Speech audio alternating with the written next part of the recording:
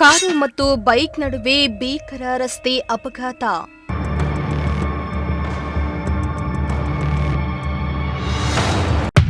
Deadly ಆಕ್ಸಿಡೆಂಟ್ನಲ್ಲಿ bike ಸವಾರನ ಸ್ಥಿತಿ ಗಂಭೀರ.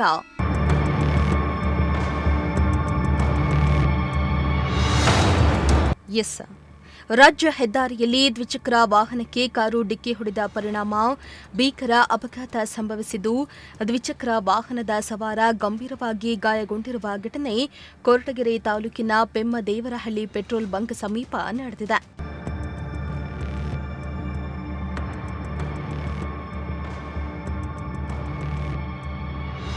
ಇನ್ನು ಪೆಟ್ರೋಲ್ ಹಾಕಿಸುವ ಅವಸರದಲ್ಲಿ ದ್ವಿಚಕ್ರ ವಾಹನ ಚಲಾಯಿಸ್ತಾ ಇದ್ದ ವೇಳೆ ಕಾರು ಡಿಕ್ಕಿ ಹೊಡೆದ ಪರಿಣಾಮ ಈ ಅಪಘಾತ ಸಂಭವಿಸಿದೆ ಎನ್ನಲಾಗ್ತಾ.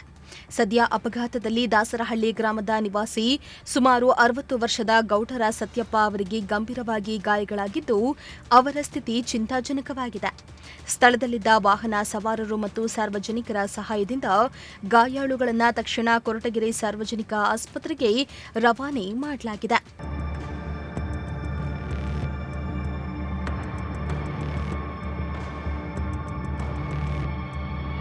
ಇನ್ನು ಈ ಸಂಬಂಧ ಸ್ಥಳೀಯ ಪೊಲೀಸ್ ಠಾಣೆಯಲ್ಲಿ ಪ್ರಕರಣ ದಾಖಲಾಗಿದ್ದು, ಪೊಲೀಸರು ಮುಂದಿನ ಕ್ರಮ ಕೈಗೊಂಡಿದ್ದಾರೆ.